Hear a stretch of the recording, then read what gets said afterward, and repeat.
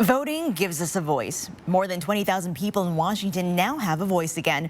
Voting is being restored to people with felony convictions. Elenee explains how important this is for those people who lost that right. Yeah, well, for some former prisoners, restarting their lives after getting out is challenging.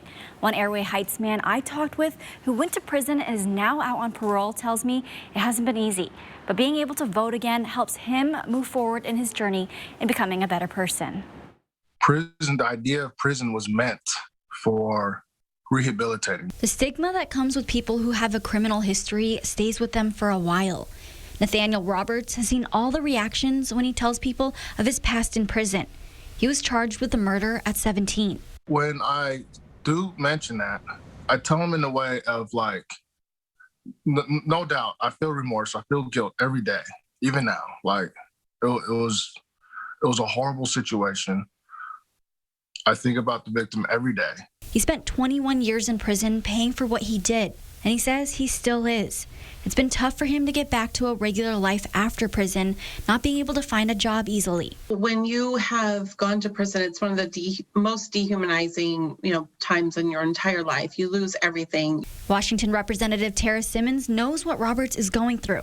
She went through it herself as a former prisoner. But now she's working at the Capitol, fighting for the rights of people like her and Roberts. One milestone in that is getting the right to vote restored to people with felony convictions, which Governor Inslee made official. The ability to vote is a powerful tool, I believe. It opens the opportunity for people in like my situation to vote on things that would be beneficial for myself as well as for others. But not everyone believes that they should. Some Republican legislators want prisoners to finish out all the terms of their sentence before voting. Advocates say those formerly in prison already did their time. Having the ability to vote is just one of those basic human rights that you or I have. And so why would we not allow them to do that? They've paid their debt.